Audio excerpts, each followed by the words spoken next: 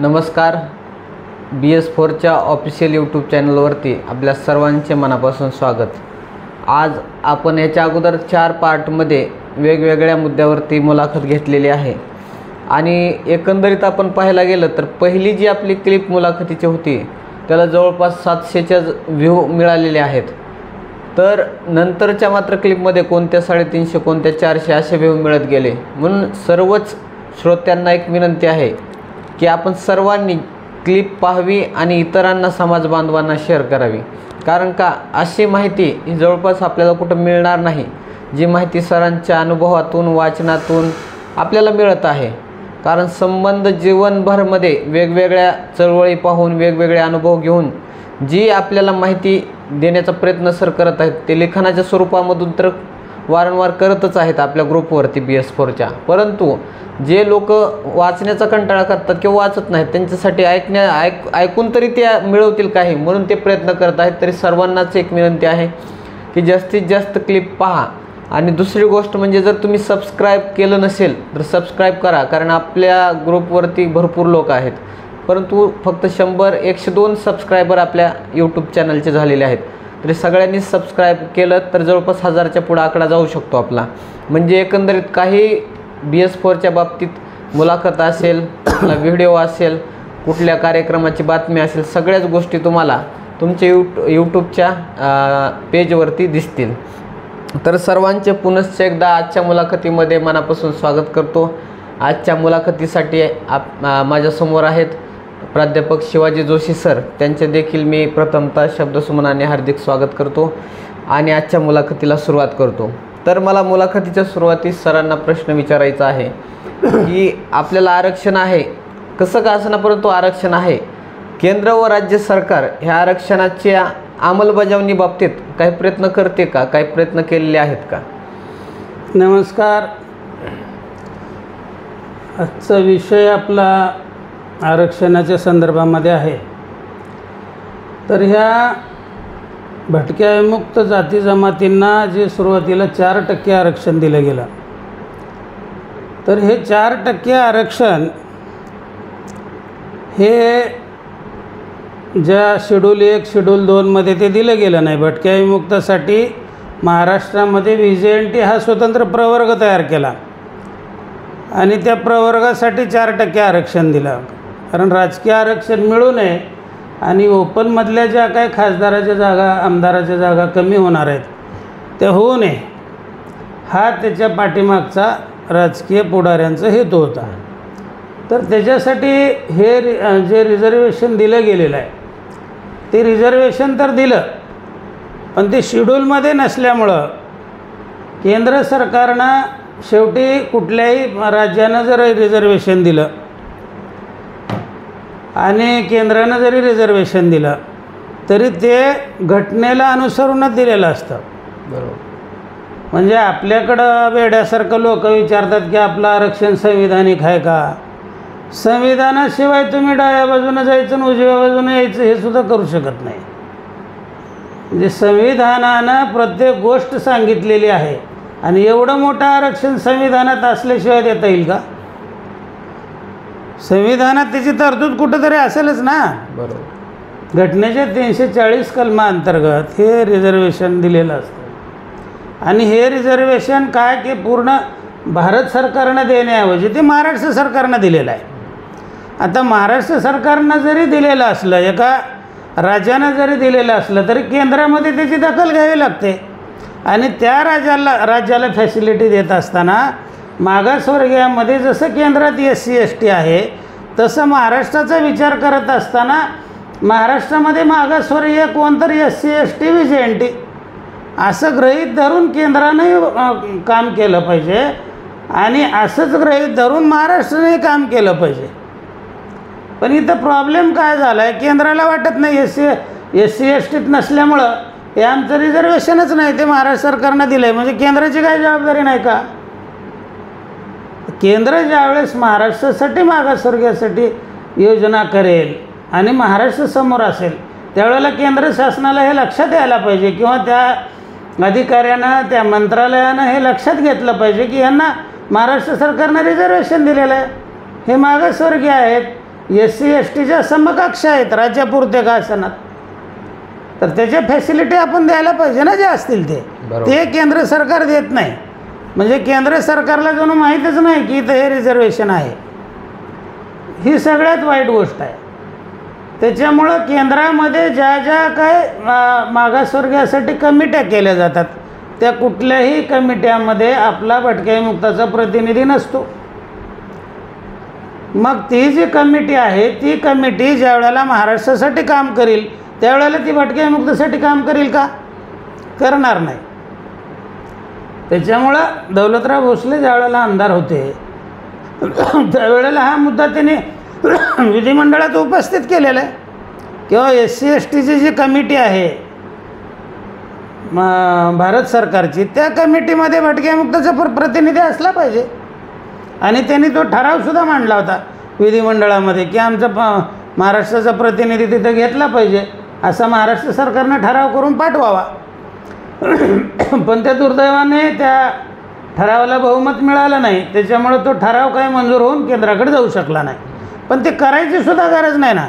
केंद्रालाही समजलं पाहिजे आणि महाराष्ट्र सरकारलाही समजलं पाहिजे की बाबा आपण रिझर्वेशन दिलं आहे, म्हणजे त्या रिझर्वेशनच्या अंमलबजावणीसाठी ज्या काही वेगवेगळ्या आपण कमिट्या करतो त्या कमिट्यामध्ये भटक्या विमुक्ताचा प्रतिनिधी घेतला पाहिजे.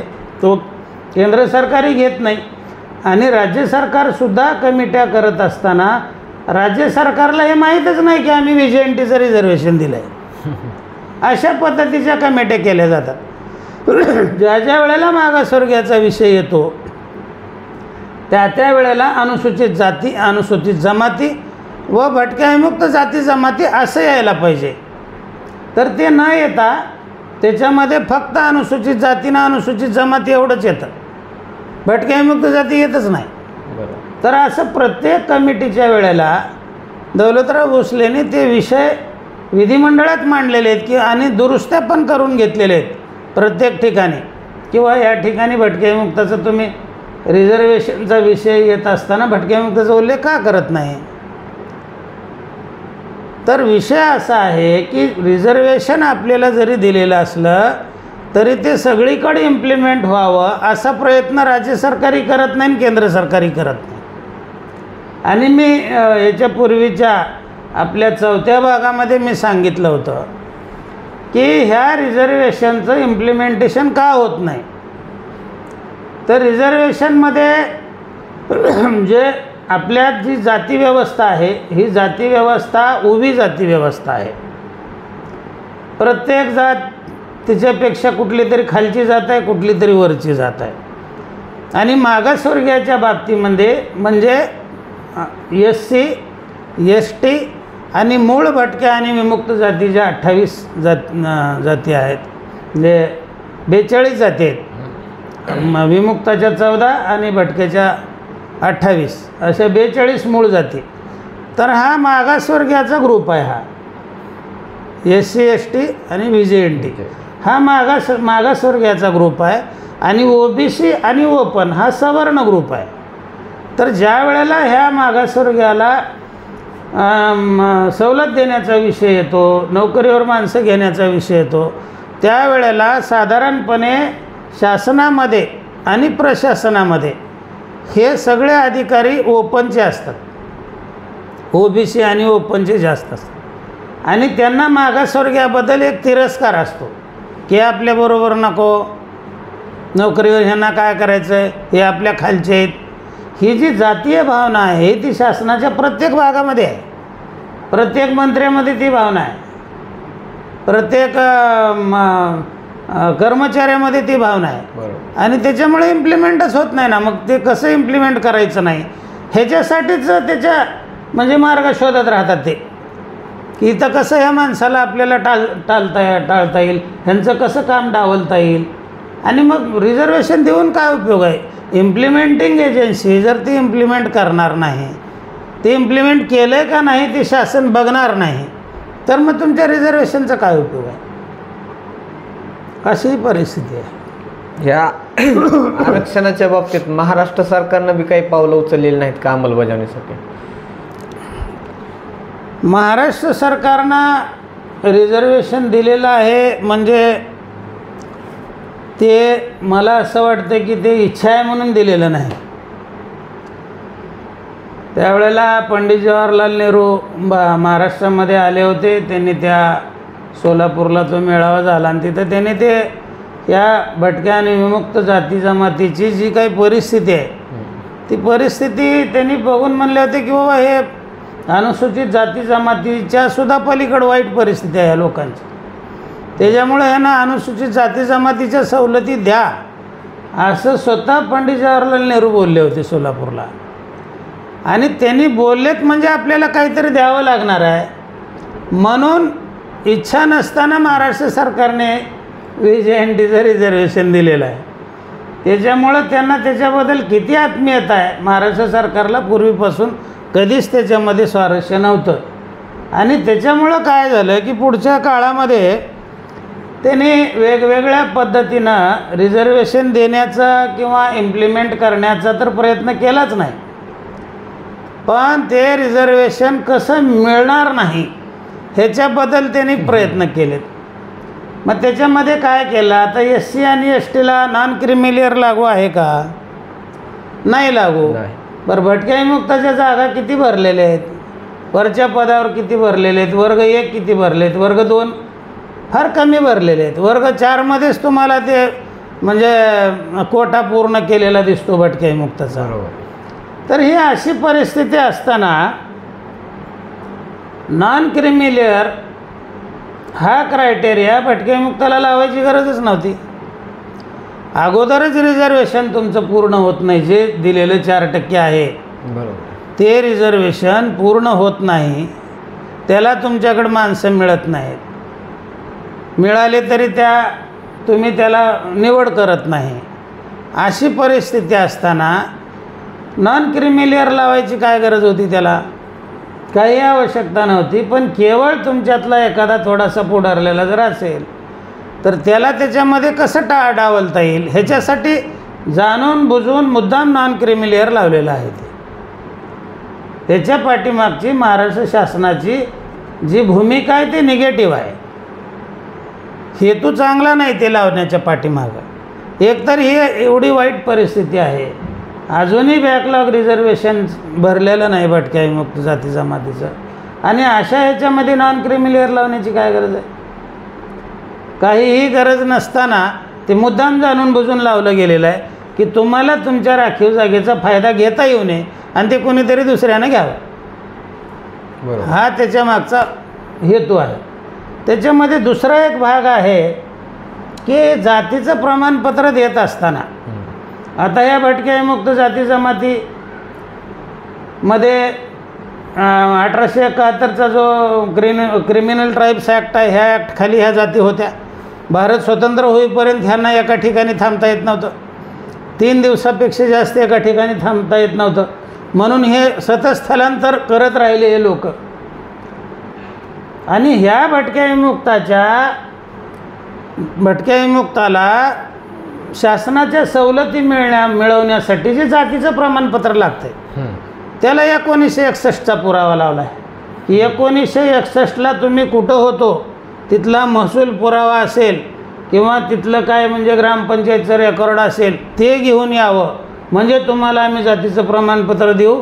ते घेऊन यावं म्हणजे तुमचं जात वैधता प्रमाणपत्र देऊ. म्हणजे ज्या माणसाला 3 दिवस एका ठिकाणी राहता येत नाही, ज्या माणूस मागच्या महिन्यात कुठं होता ते माहीत नाही त्याला, त्या माणसाला 1961चा पुरावा मागायचा दुसऱ्या आजोबाचा पंजोबाचा, हे कुठल्या सुपीक डोक्यातून आलेलं असेल? याच्यामध्ये ह्याच्या पाठीमागची भावना ही आहे. आणि आता काय होऊ लागलं आहे, काल मला काकडे म्हणून एका आपल्या समाजाच्या कार्यकर्त्याचा फोन आला होता की सर माझं व्हॅलिडिटी प्रमाणपत्र आहे आणि माझ्या सख्या भावाचं व्हॅलिडिटी झालेलं आहे. आणि मी ज्यावेळेस माझं व्हॅलिडिटी काढण्यासाठी प्रस्ताव दाखल करायला गेलो त्यावेळेस प्रस्ताव दाखल करून घ्यायच्या अगोदरच त्यांनी विचारले 1961चा पुरावा आहे का ह्याच्यात? असेल तर प्रकरण दाखल करा, नाहीतर प्रकरण दाखल करून घेऊ नका.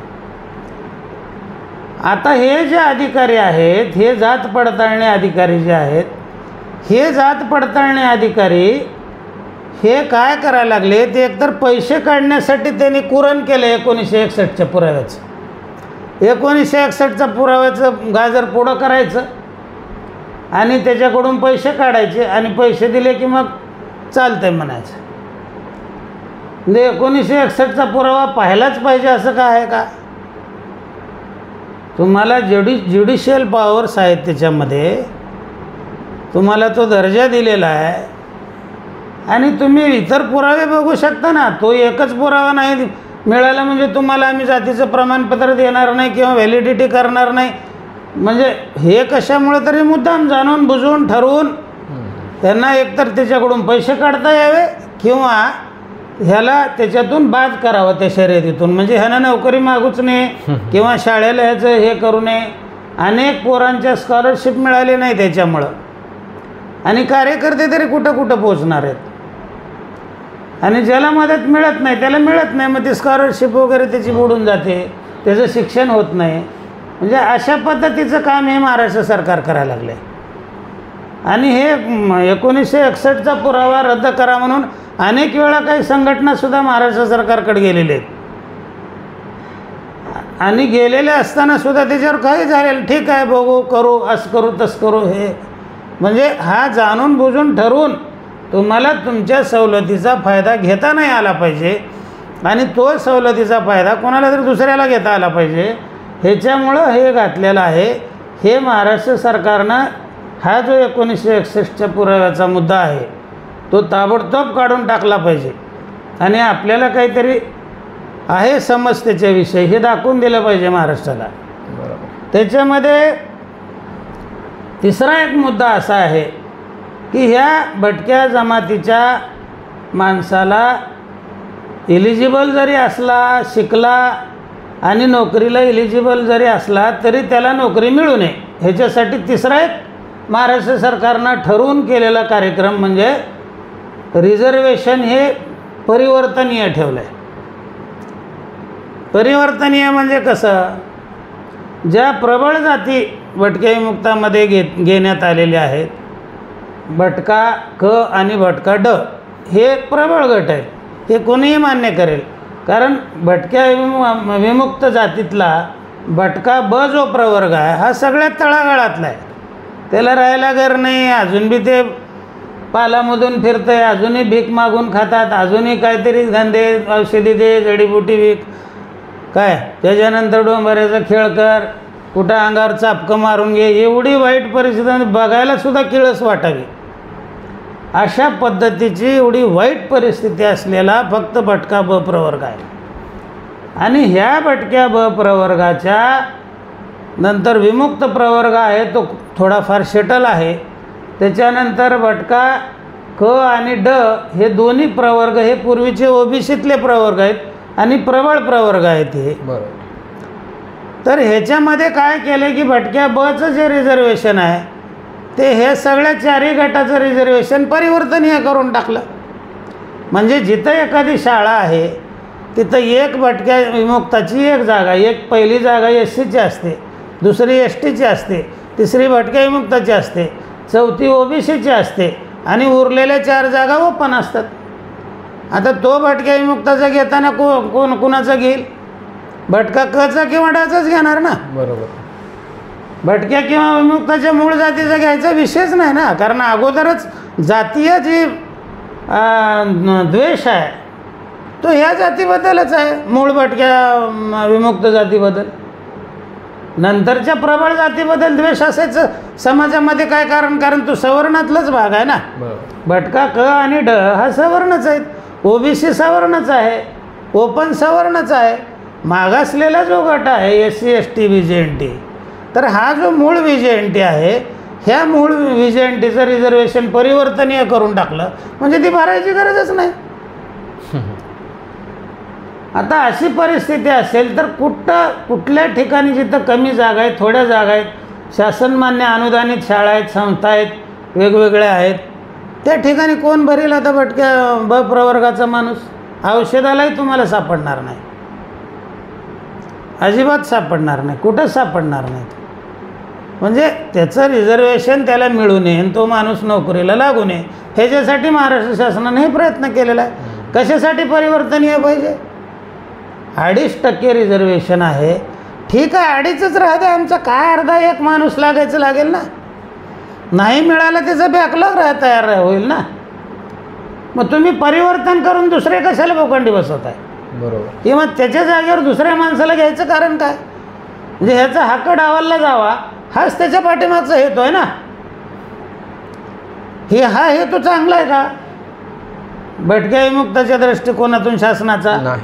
हा मुद्दाम म्हणजे सवर्ण मेंटॅलिटी जी आहे, मागासवर्गीयाच्या विरोधातली जी सवर्ण मेंटॅलिटी आहे त्या मेंटॅलिटीचा भाग म्हणजे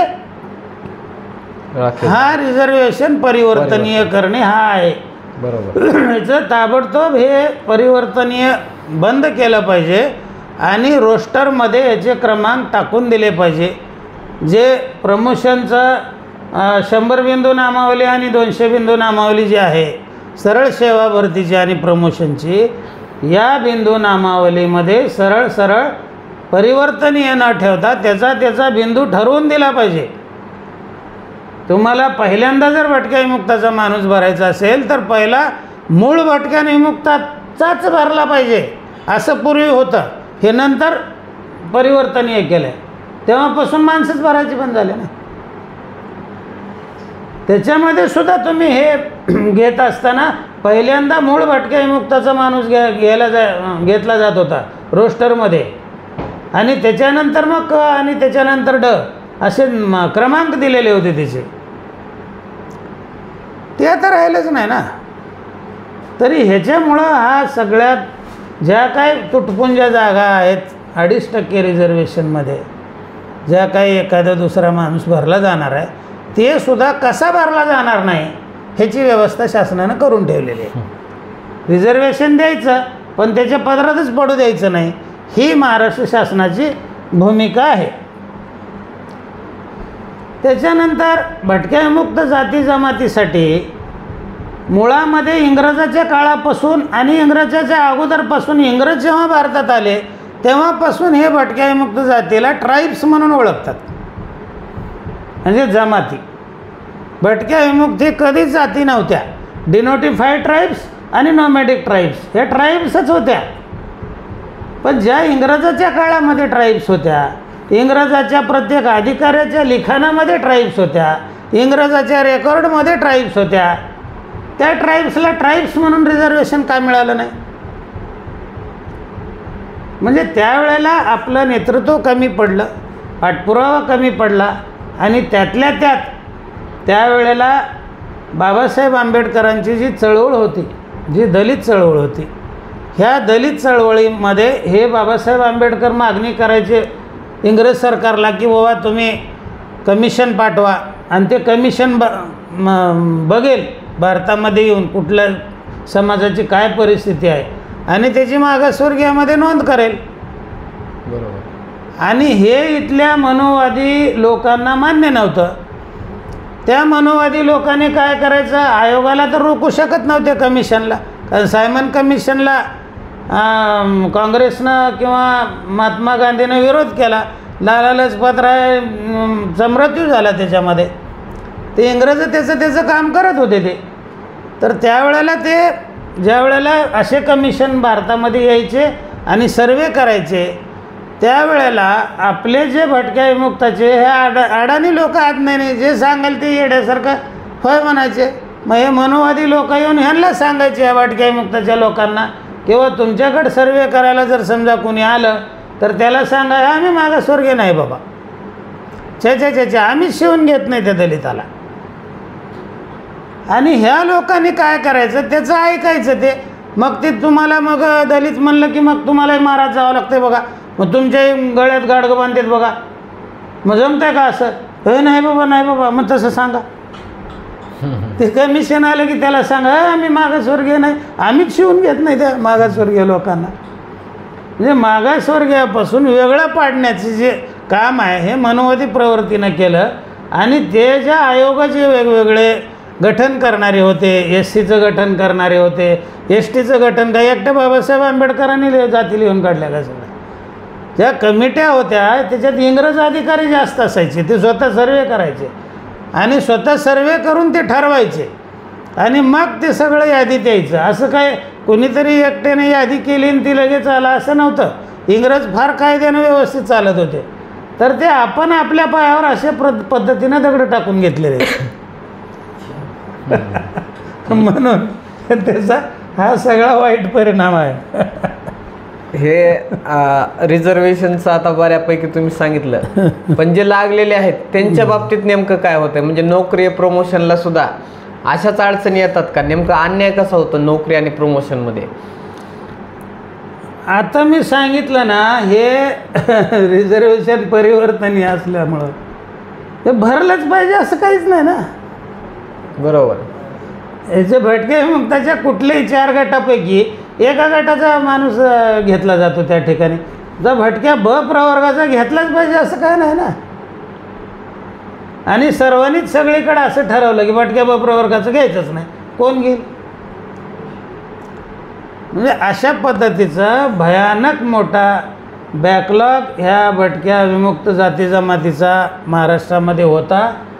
आणि तो बॅकलॉग ज्या वेळेला क आणि ड ह्या जाती ह्या भटक्या विमुक्तामध्ये टाकल्या आणि हे परिवर्तनीय केलं रिझर्वेशन, त्यावेळेला आपला जो बॅकलॉग राहिलेला होता भटक्या विमुक्त जातीचा मूळ जे 4% रिझर्वेशन होतं, तर तो बॅकलॉग हा दुसऱ्या समाजाने भरून टाकला, ते दुसऱ्या समाजाचे लोक घेऊन. बरोबर. त्याच्यामुळं आपले जे लागायला पाहिजे होते शिकलेले मुलं ते लागले नाहीत. आणि मूळ जे शासन आणि प्रशासनाची जी जातीयवादी भूमिका आहे ती तर आपल्याला टाळायचीच होती ना. त्याच्यामुळं त्यांना चान्स मिळाला. आता कसं असतं, आपण सहज बघतो लोकसभेमध्ये एखाद्या जागची जर जागा अनुसूचित जातीसाठी असेल, अनुसूचित जातीसाठी असेल तर तिथं जे राजकीय पक्ष उमेदवार देतात, तो महाराजचा उमेदवार त्याच्याऐवजी समजा मांगाचं मिळालं तर मांगाचं देतात. बरोबर. महाराज देत नाहीत. म्हणजे जातीयता जी आहे ना ती त्याच्या खालची जात आहे, त्याच्यावरची मांग, त्याच्यावरची चांभार, हां त्याच्यावरची खाटीक.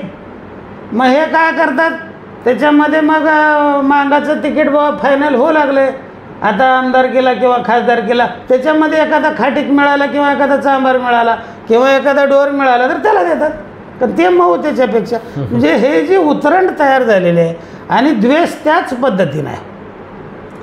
जशा जशा जाती अशा उतरंड वर जाईल तसा तसा द्वेष कमी कमी, जशी जसं खाली जाईल तसा तसा द्वेष वाढला. बरोबर. तर हे जे आपण बघतो ना, हे चित्र आपण लोकसभेला बघतो का नाही, विधानसभेला हे चित्र बघतो का नाही, तर तेच चित्र नोकरीच्या बाबतीमध्ये आहे. त्याच्यामुळं हे परिवर्तनीय असल्यामुळं पहिलं आपलं पत्ताकट, दुसरा जातीचे खोटे प्रमाणपत्र घेऊन प्रचंड लोक प्रबळ झालेले आहेत. जातीचे खोटे प्रमाणपत्र घेऊन प्रचंड लोक प्रबळ झालेले आहेत. आमची ज्या वेळेला भटक्या विमुक्त जाती जमाती कर्मचारी संघटना आम्ही 85च्या दरम्यान चालवत होतो, तर त्यावेळेला आम्ही अनेक भटक्या, आम्हाला कळालं की बाबा हा माणूस असा असा आडनाव आहे तो त्या जातीचा नाही. कोण आहे तर तो वेगळ्या जातीचा आहे, तो आपला भटक्या विमुक्ताचा नाही. मग आम्ही तिथं जायचं, त्या ऑफिसमधून रेकॉर्ड काढायचं, त्याच्या हेड ऑफिसला जायचं, त्याला सांगायचं हे बोगस आहे, तुम्ही हे करताय का, त्याला आम्ही FIR दाखल करून त्याला जेलमध्ये टाकू. आणि अनेक कर्मचारी आम्ही काढलेत नोकरीवरून लातूर जिल्ह्यातले. आणि ज्यावेळेस नोकरीसाठी इथं 1993ला लातूरला भूकंप झाला होता आणि 1994ला एक्झिक्युटिव्ह इंजिनिअरचं एक नवीन ऑफिस चालू झालं बांधकाम विभागाचं, आणि त्यावेळेला जागा भरायच्या होत्या. आणि त्यावेळेला त्यांनी जागा भरल्या, आम्हाला कळालं. मग आम्ही गेलो. आम्ही गेल्यानंतर त्यांना विचारलं की हो तुम्ही जागा भरल्या? हो म्हणले भरल्या. मग त्याच्यातल्या त्या शिपायाच्या जागा जवळपास 13 जागा या मूळ भटक्या विमुक्ताच्या भरायला पाहिजे होता त्यांनी. बरोबर आहे. पण त्याच्यात एक बी मूळ भटक्या विमुक्ताचा नव्हता. नवीन ज्या जाती आलेल्या होत्या त्याचे घेतले होते. मग आम्ही म्हणलं हे कसं काय तुम्ही घेतलं? नाही म्हणले ते घेतलं आम्ही म्हणलं तुम्हाला सस्पेंड होईपर्यंत आम्ही सस्पेंड आणि टर्मिनेट होईपर्यंत काय आम्ही आंदोलन करू तुमच्या विरोधामध्ये, तुम्ही कसं काय घेऊ शकता? आणि मग त्यांना सांगितलं की तुम्ही ती यादी द्या. त्यांच्याकडून यादी काढली आणि त्यांना सांगितलं की तुमच्या रोस्टरप्रमाणे हे बसत नाही, तुम्हाला हेच लोक घ्यायला पाहिजे. त्यांना दाखवून दिलं. कारण माझ्याकडं त्याच्यातली एकाची निवड झालेली होती, पण म्हणजे झालीच नाही, म्हणून तो माझ्याकडं आला आणि त्याने सांगितलं सर असं असं झालं आहे. आम्ही गेलो, ते किती जागा होत्या, किती भरल्या, त्याची रोस्टर काय पद्धत आहे, किती कुठल्या जातीला किती जागा आहेत, हे सगळं आम्ही बघितलं आणि त्याच्यामध्ये त्यांनी चुकीचं काम केलेलं होतं. मग आम्ही म्हणलं तुमच्या विरोधात आंदोलन उद्यापासून चालू करू आम्ही. हे ताबडतोब बदला म्हणलं हे घेतलेले, आणि त्यांना बदलावं लागलं. सगळे 13चे 13 मूळ भटक्या मुक्त जातीचे लोक घेतले गेले तिथं. आता तो एक्झिक्युटिव्ह इंजिनियर कोण होता सगळं मी पाठ आहे मला, कारण मीच ते काम केलेलं आहे, पण मला कुणाची बदनामी करायची नाही. त्यांनी म्हणले सर आंदोलन वगैरे करू नका, आमच्या विरोधात काही पेपरला देऊ नका, आम्ही बदलतो. काय हरकत नाही बाबा म्हणलं, आम्हाला कुठं पेपरची प्रसिद्धी पाहिजे, आम्हाला काम झालं ना, आपली हक्काची माणसं लागलेली काही लोक, तरी भरपूर झालं ना, तेच संघटनेचं काम आहे आणि ते करून दाखवलं आम्ही. 1994ची गोष्ट आहे. तर हे अशा पद्धतीनं प्रत्येक ठिकाणी सतर्क राहायला पाहिजे. खोट्या जातीचे प्रमाणपत्र काढून एवढे मोठ्या प्रमाणामध्ये काही लोक लागलेले आहेत. आता ते मुस्लिम बेलदाराचं एका परभणीच्या माणसाने खोटं जातीचं प्रमाणपत्र काढलं एका डॉक्टरना आणि सुरुवातीला लागला तो आणि पेवच फुटलं तिथं. आता मेडिकलच्या बहुतांश जागा ज्या औरंगाबादच्या असतात त्या बहुतांश जागा सगळ्या त्या मुस्लिम बेलदारच घेतात. आता तर सरकारनं मुस्लिम बेलदार आणि मुस्लिम गवळीच घातले, म्हणजे जे गवंडी काम करणारे लोक आहेत ते मुस्लिम बेलदार झाले. मग त्यानं नुसती थापी दाखवली साहेब मी बांधकाम करतो, झाला मुस्लिम बेलदार. अरे काय क्रायटेरिया ठेवता तुम्ही, काय म्हणजे मताच्या जोगव्यासाठी त्या समाजाचे मतं मिळावे म्हणून तुम्ही एखाद्या म्हणजे चांगल्या समाजाला किंवा ज्याची परिस्थिती मागासलेली नाही किंवा आपल्या भटक्या प्रवर्गाच्या बरोबरीची नाही अशा समाजाला जर तुम्ही याच्यामध्ये घालत असाल तर ते टमाट्यावर बटाटे टाकल्यासारखंच होणार ना. अवस्था काय होणार आहे. तर आमच्यामध्ये गारुडे आहेत, छप्परबंद आहेत, आमची अजिबात तक्रार नाही. ते आमच्या ह्याच्यामध्येच आहेत आणि असले पाहिजेत ना, ते आमचेच भाऊबंद आहेत. ते जरी दुसऱ्या कम्युनिटीचे असले, शीख कम्युनिटीमधले शिकलगर आहेत, आपले कातारी आहेत, ते आमचे बंधूच आहेत ना. ज्याचा हक्क आहे त्यांना द्या ना तुम्ही. ज्याचा हक्क नाही ती माणसं जर तुम्ही असे घालायला लागलो, प्रतिष्ठित समाज प्रतिष्ठित जाती मतं मिळावे म्हणून जर असे तुम्ही कोंबत असलो मागासवर्गीयामध्ये, तर त्या मागासवर्गीयाचं काय अवस्था होणार आहे. त्याचं रिझर्वेशन त्याला मिळणारच नाही ना. बरोबर, अशी परिस्थिती आहे. त्याच्यानंतर शासनामध्ये ज्या वेगवेगळ्या मोठ्या जागा भरल्या जातात, 100-200 जागा असतात, त्या ठिकाणी ती टक्केवारी दाखवली जाते आणि त्या जागा मात्र भरल्या जातात. पण त्याच्यामध्ये सुद्धा ते दाखवली जाते रिक्रुटमेंट आहे, एवढ्या जागा आहेत, पण त्या जागासुद्धा भरल्या जात नाहीत. हे कोणाला माहीत नाही. म्हणजे तिथं त्या दाखवल्या जातात, त्याचा इंटरव्ह्यू घेतला जातो, पण त्याला ऑर्डर दिली जाते का, किती जणाला ऑर्डर दिली काय माहीत आहे का आपल्याला. नंतर काहीच माहीत नसतं, तिथं गोलमाल होतो. बरोबर. त्या ठिकाणी जाणून बुजून ऑर्डर दिल्या जात नाहीत लोकांना. म्हणजे जागा होत्या, इंटरव्ह्यू झाला, सगळंच झालं, याद्या तयार झाल्या, ऑर्डर द्यायच्या नाहीत.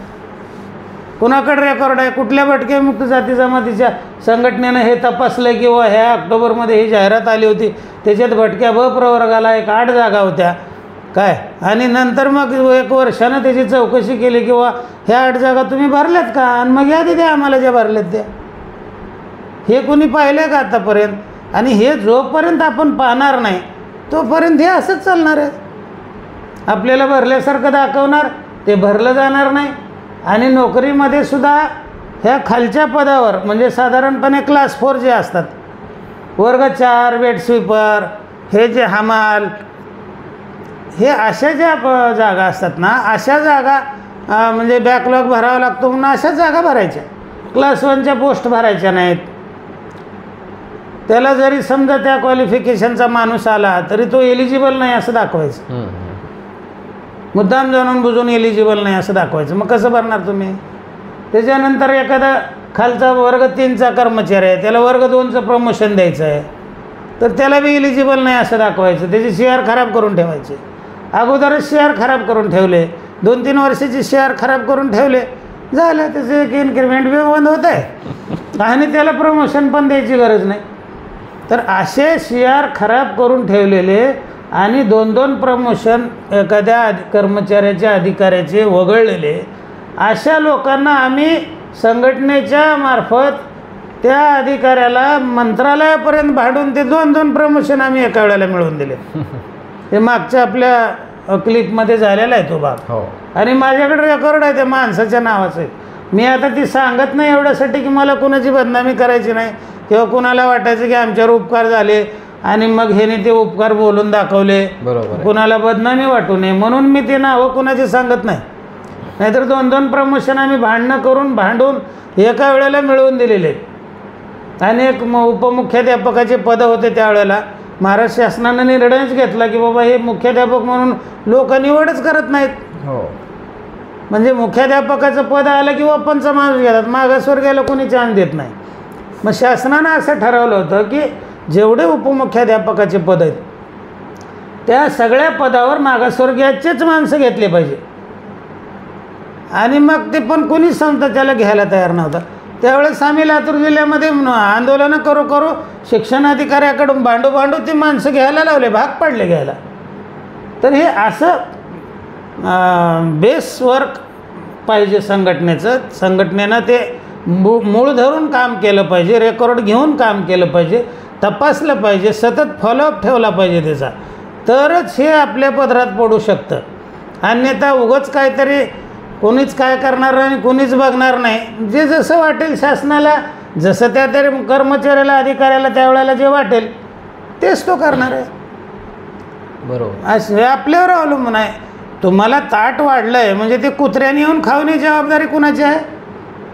तुम्हाला ताट वाढलं जेवायला आणि 2 कुत्रे आले तर ते खात बसले तर तुम्ही आराम बसलात. हां, त्याच्या शासनाचा दोष आहे का? बरोबर आहे. हां, म्हणजे आपल्याला ताट वाढलेलं आपल्याला खाता आलं पाहिजे ना, असाही विषय. दुसरी गोष्ट म्हणजे भटके मुक्ताच्या बाबतीत आर्थिक सक्षमीकरणासाठी केंद्र राज्य सरकारकडून काही तरतुदी होतात का? म्हणजे काही केलं आहे का? कारण आपण आर्थिक बजेट दरवर्षी बघतो, परंतु भटके मुक्तासाठी काही तरतूद होते का?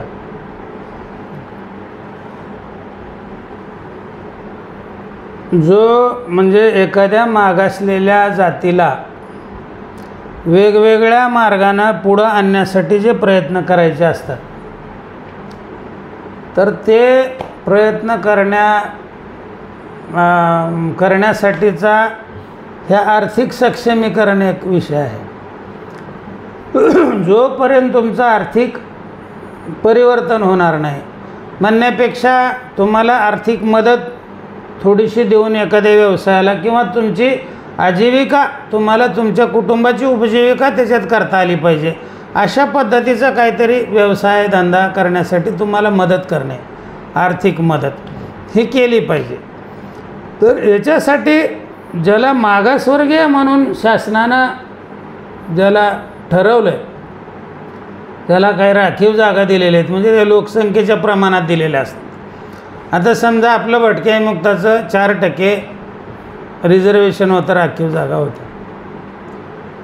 तर आता अनुसूचित जाती जमातीचा आर्थिक सक्षमीकरणासाठी काय केलं जातं की अनुसूचित जाती जमातीची जी लोकसंख्या भारतामध्ये आहे त्या लोकसंख्येच्या प्रमाणात म्हणजे SC 13% आणि ST 7%, असं 20% जे पैसा असतो, टोटल जे भारताचं उत्पन्न आहे त्या भारताचं उत्पन्न जे देशावर खर्च करायचं आहे त्याच्यातला 20% भाग हा बाजूला काढून ठेवला जातो अनुसूचित जातीचा, अनुसूचित जमातीचा. त्याला विशेष घटक योजना म्हणतात.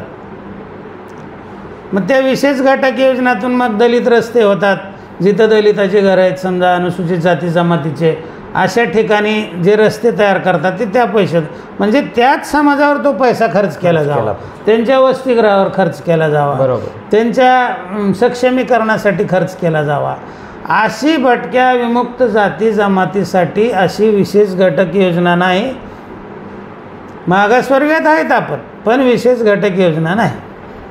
त्याच्यानंतर आपले जे वेगवेगळे अर्थसंकल्प आहेत, भारत स्वतंत्र झाल्यापासून आत्तापर्यंत 1952 नंतर प्रत्येक जे अर्थसंकल्प आहेत, ह्या अर्थसंकल्पामध्ये भटक्या विमुक्तासाठी, म्हणजे महाराष्ट्राचा जरी आपण विचार केला तर महाराष्ट्रासाठी, महाराष्ट्रातल्या भटक्या विमुक्तासाठी अशा पद्धतीचं वेगळी तरतूद महाराष्ट्र सरकारनं आतापर्यंत केलेली नाही. आता भटक्या विमुक्तासाठी जी तरतूद केली जाते ती तरतूद साधारणपणे अर्धा टक्का, 1% रिझर्वेशन किती देतो महाराष्ट्र सरकार? 4% देतं, पण 4% तरतूद कधीही महाराष्ट्र सरकार करत नाही. आणि जी समजा 1-2%, 1%, 1%, जी तरतूद केलेली आहे, तर ती तरतूद केलेली सुद्धा त्याच्या पुढचं सांगतो की ती तरतूदसुद्धा खर्च केली जात नाही. हे सगळ्यात दुर्दैव आहे. ती खर्च केली जात नाही. मग काय केली जाते? तर ती 31 मार्चचा वाट बघितलं जातं आणि 31 मार्चला तीच तरतूद सरेंडर केली जाते. म्हणजे अखर्चित ठेवली जाते, जे शासनाच्या परत तिजोरीत जमा होते. म्हणजे ही आर्थिक सक्षमीकरणाची महाराष्ट्राच्या शासनाची भटक्या विमुक्ताबाबतची ही भूमिका आहे. बरोबर आहे. त्याच्यामुळं आर्थिक सक्षमीकरणासाठी आपल्यावर एकही रुपया खर्च होत नाही. आता ह्याच्याने ही तरतूद करून वेगवेगळ्या महामंडळावर जे आर्थिक सक्षमीकरणासाठी, उद्योग व्यवसाय वगैरे करण्यासाठी जे महामंडळ असतात, आता आपल्यापैकी किती लोकांना माहीत आहे की महात्मा फुले विकास महामंडळ जे आहे, महात्मा फुले आर्थिक विकास महामंडळ, हे भटक्या विमुक्तासाठी आहे. हे किती लोकांना माहीत आहे? कोणालाच माहीत नाही. लोकाला माहीत आहे की फक्त ते SC आणि STसाठी आहे. पण ते SC, ST आणि VJNTसाठी महात्मा फुले विकास महामंडळाची निर्मिती झालेली आहे. कुठपर्यंत? वसंतराव नाईक विकास महामंडळ तयार होईपर्यंत आणि आदिवासीसाठी स्वतंत्र विकास महामंडळ तयार होईपर्यंत ह्याच महामंडळामध्ये सगळ्यासाठी हेच महामंडळ होतं. बरोबर. महात्मा फुले विकास महामंडळ. आणि आपण फायदा घ्यायचा दूरच राहिला, आपल्याला माहीत बी नाही ते आपल्यासाठी आहे, होतं का नाही ते. बरोबर. ते आपल्यासाठीच होतं, पण ते माहीत नाही कोणाला ते आपल्यासाठी होतं. म्हणजे एवढी चांगली अवस्था आहे आपली. त्याच्यानंतर दुसरी गोष्ट तुम्हाला सांगतो, भटक्या विमुक्तासाठी स्वतंत्र वसंतराव नाईक विकास महामंडळाची स्थापना करण्यात आली. आता वसंतराव नाईक विकास महामंडळाची स्थापना करण्यात आली. सुरुवातीला समजा काही 2 रुपये तरतूद झाली असेल, त्याच्यामध्ये काही भटक्या विमुक्ताच्या वस्त्या बांधण्याच्या गृहनिर्माण संस्था होत्या, त्यालासुद्धा त्याच्यातून कर्ज दिले गेले. पण मी काय महाराष्ट्रामधल्या गृहनिर्माण संस्थाची अवस्था बघितली. मला आठवतं आहे, मी अकलूजला गेलो होतो त्यावेळेला. एक तिथं सोसायटी अशी बांधलेली होती आणि षटकोनी दगडामध्ये ते बांधलेलं होतं. ते घरच सगळे षटकोनी दगडामध्ये, वरचं स्लॅबपर्यंतचं बांधकाम दगडातच केलेलं होतं, षटकोनी दगडामध्ये. आणि काय व्हायचं, त्याला 3 टप्प्यात पैसे मिळायचे. पहिलं फाउंडेशनला एकदा मिळायचे, मग फाउंडेशन झालं की पुन्हा जोत्यापर्यंतचा दुसरा हप्ता द्यायचा आणि तिसरा हप्ता मग वरचे पत्रे वगैरे बाकीच्या कामासाठी मिळायचा. तर व्हायचं काय की ज्यावेळेस दुसरा हप्ता मिळायचा जोत्यापर्यंतच्या कामाला, तर ते तसंच बांधून राहायचं 5-5, 10-10 वर्षे. ते पावसानं भिजायचं आणि सगळे ढिगारे व्हायचे खाली. तिसरा हप्ताच नाही. महाराष्ट्रामध्ये अशा सोसायट्याच नाहीत की ज्या वसंतराव नाईक विकास महामंडळानं कर्ज दिलं आणि त्या उभ्या राहिल्या. हे सगळं असं पडझड होऊन गेलं. उलट ती भीक नको कुत्रावर म्हणल्यासारखं ते दगडाचे ढिगारे त्यांनी स्वतःचे पैसे घालून उचलून त्या जागा रिकामी केल्या असतील. आणि वसंतराव नाईक विकास महामंडळामध्ये जी तरतूद व्हायची ती कर्मचाऱ्याचा पगार म्हणजे 50 लाख रुपये तरतूद व्हायची. त्याच्यामध्ये 48 लाख रुपये कर्मचाऱ्याच्या पगारावर खर्च व्हायचे भाड्यावर खर्च व्हायचे, 2 लाख रुपये वाटायसाठी महाराष्ट्राला राहायचे. म्हणजे ही अशी अवस्था वसंतराव नाईक विकास महामंडळ स्थापन झाल्यापासून आत्तापर्यंतची आहे. त्याच्यामुळं वसंतराव नाईक विकास महामंडळामुळं भटक्या विमुक्ताचं आर्थिक सक्षमीकरण झालंच नाही, कारण सरकारनं पैसे दिले नाहीत ना त्या महामंडळाला, त्याच्यामुळं झालंच नाही ते. तर हे सक्षमीकरणाचा हे अशा पद्धतीनं बोजवारा उडालेला आहे. त्याच्यामुळे 1 रुपयाही तुमच्यावर भटक्या विमुक्तावर सक्षमीकरणासाठी खर्च होत नाही. जी काही थोडीफार तरतूद आहे भटक्या विमुक्तासाठी, ती महाराष्ट्रामध्ये जे भटक्या विमुक्त जाती जमातीचे ज्या आश्रमशाळा चालू आहेत त्या आश्रमशाळेचं अनुदान ते द्यावं लागतं, म्हणून सरकार तेवढी तरतूद करतं. बाकी कुठल्या महामंडळाला पैसे नाहीत आणि सक्षमीकरणाला कुठंच पैसे नाहीत.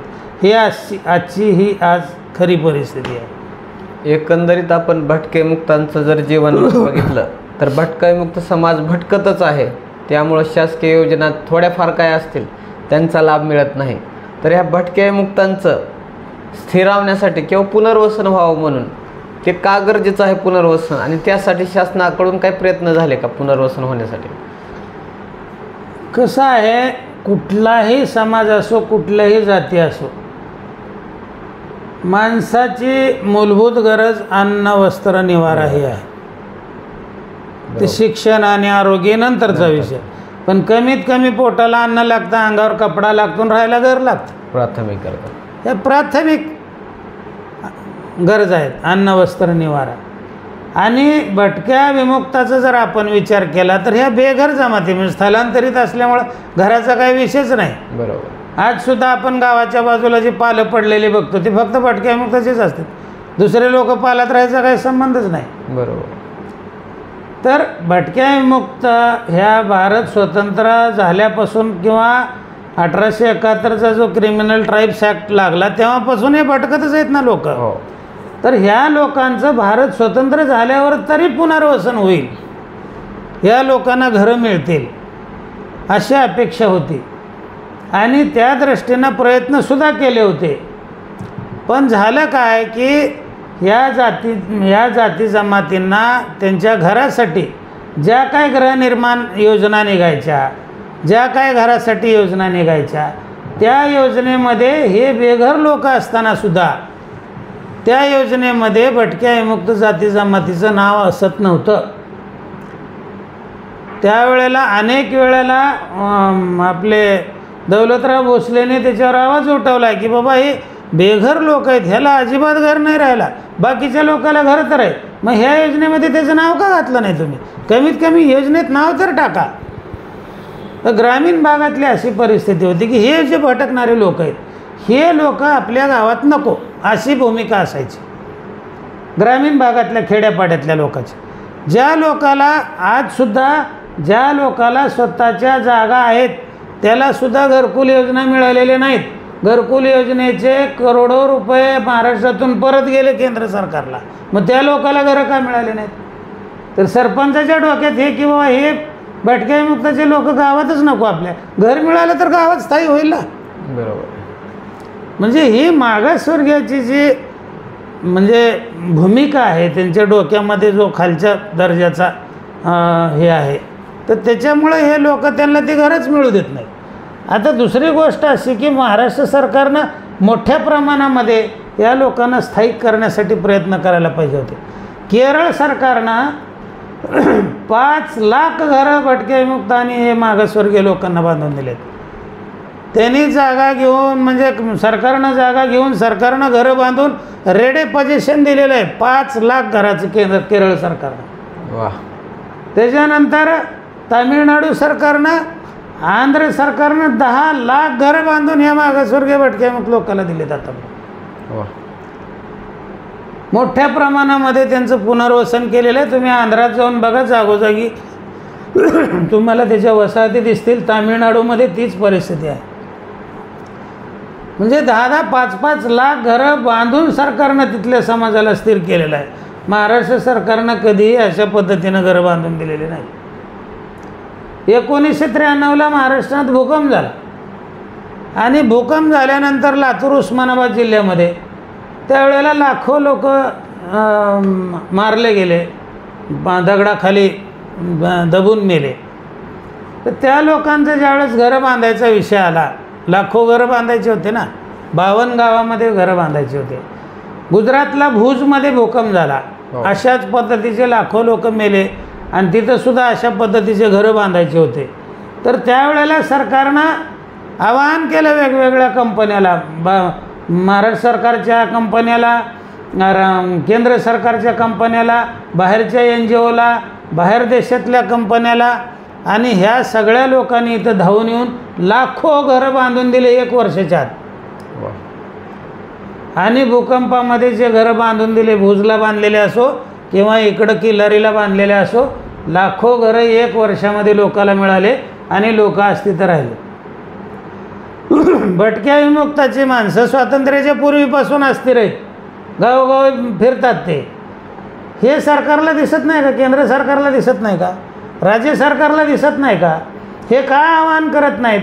ह्याची सगळी संख्या, जे असे स्थलांतरित लोक आहेत त्याची संख्या गोळा करून किती लाख संख्या झाली, 1,00,000 2,00,000, आणि 2,00,000 घरं आपल्याला बांधायचे. तिथं जागा उपलब्ध करून देऊन महाराष्ट्र सरकार किंवा भारत सरकार त्याच्यासाठी का प्रयत्न करत नाही? हे का नागरिक नाहीत का या देशातले? का या देशात राहू द्यायचं नाही यांना? हे जसं भूकंपात तुम्ही म्हणजे एक आपत्ती निवारणाच्या खाली एक खूप मोठी आपत्ती आली म्हणून तुम्ही लाखो घरं बांधून देऊ शकता.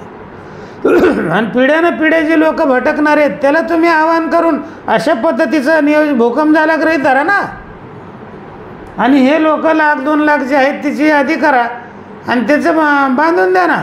प्रत्येक जिल्ह्यामध्ये एक समजा 1-1 गाव बांधून द्या, 2-2 गाव बांधून द्या.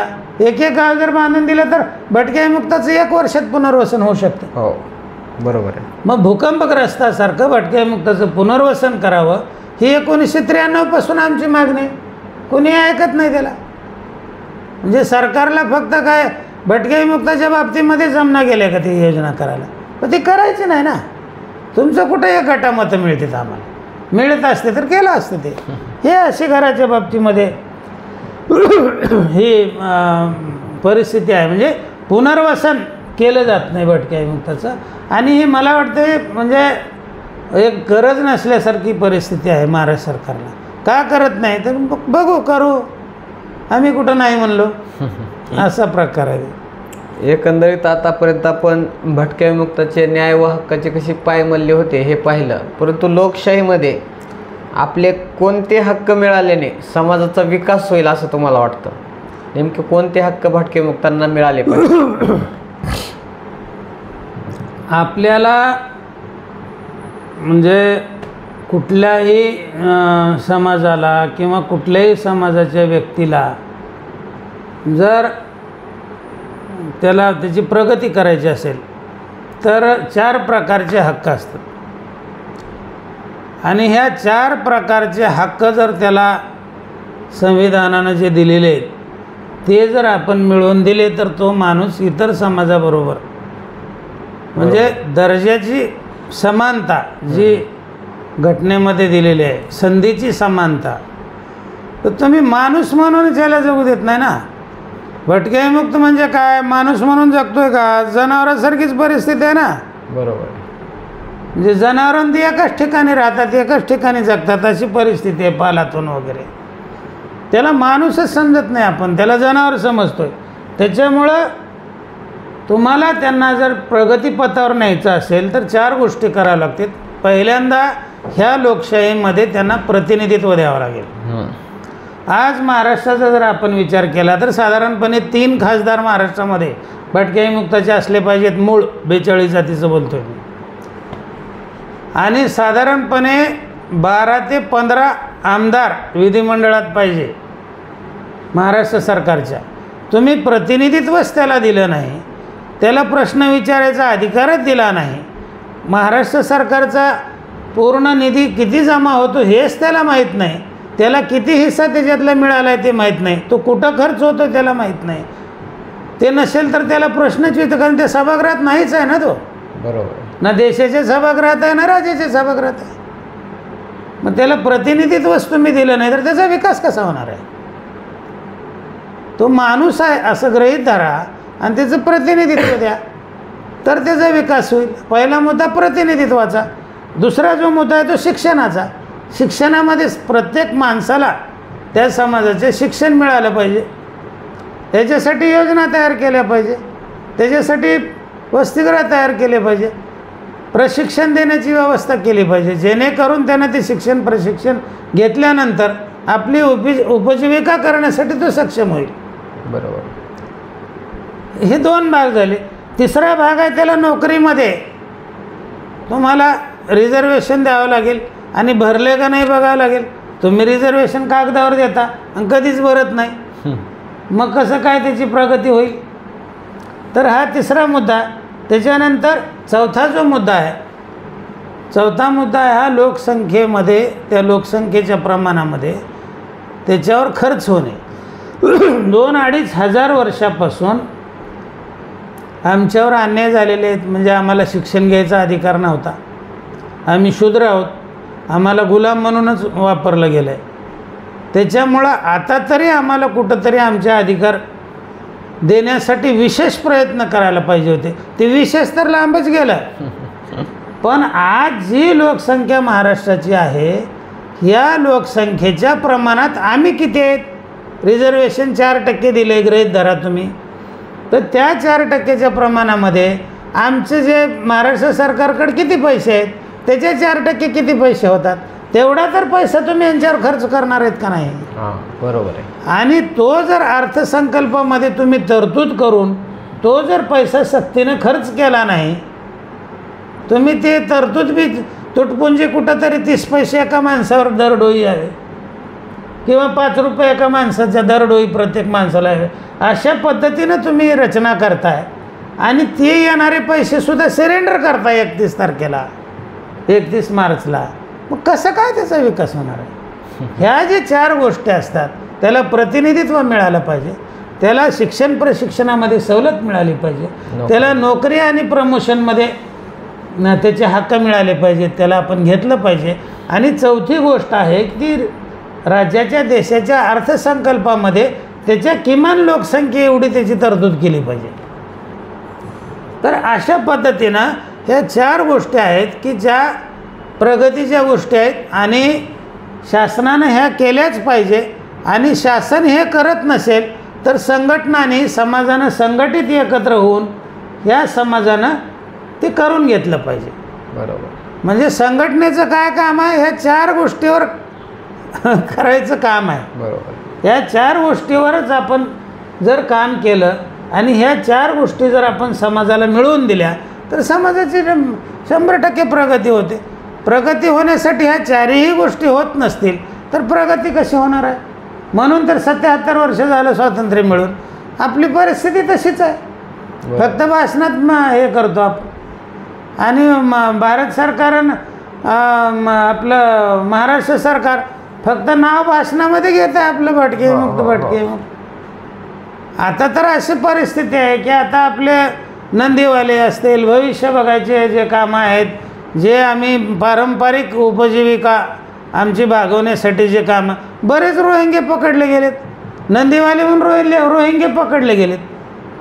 आता उलट आमच्या नंदीवाल्याला रोहिंगे समजून कोणी मारून टाकून मी झाला. म्हणजे अशा पद्धतीच्या बऱ्याच ठिकाणी ते रोहिंगे घुसलेत आमच्या ह्या स्थलांतरित लोकांचे जे उपजीविका आहेत त्याच्यामध्ये अनेक रोहिंगे सापडलेत. बरोबर. आणि त्याच्यावर सरकार काय करत नाही. म्हणजे मूळ भटके मुक्तावरच काय करत नाही. आणि त्या लोकांना आता घरं मिळायला लागले, त्या लोकांना बाकीचे त्या ओळखपत्र मिळायला लागले. परवा पकडले कोर्टामध्ये ते लोक, त्यांच्यावर केस झाली, त्यांच्यावर 8 वर्षाची काहीतरी शिक्षा झाली त्या लोकांना. म्हणजे किती वाईट परिस्थिती आहे. तर एकंदरीत विषय खूप आहेत, चर्चा खूप होणार आहे. नक्कीच आपल्याला आणखी मुलाखतीचे पुढले भाग टाकायचे आहेत. आजच्या जी आज हा 5वा भाग झाला. याच्यामध्ये बरंच सविस्तर चर्चा, एक सामाजिक दृष्टिकोन ठेवून आजची चर्चा झाली की शासनाच्या काय काय भूमिका होत्या, आरक्षणाच्या बाबतीत असतील, नोकऱ्याच्या बाबतीत असतील, प्रमोशनाच्या बाबतीत असेल, आर्थिक तरतुदीच्या बाबतीत, म्हणजे खूपच महत्त्वाच्या मुद्द्यावरती आजची मुलाखत झालेली आहे. नक्कीच पुढल्या भागामध्ये काही राहिलेले प्रश्न आहेत त्याविषयी आपण चर्चा करणार आहोत. तर सर्वांनी जास्तीत जास्त ही मुलाखत शेअर करावी, ऐकावी, इतरांना पाठवावी अशी सर्वांना विनंती करतो आणि आजच्या मुलाखतीमध्ये आम्ही इथंच थांबतो. धन्यवाद. नमस्कार.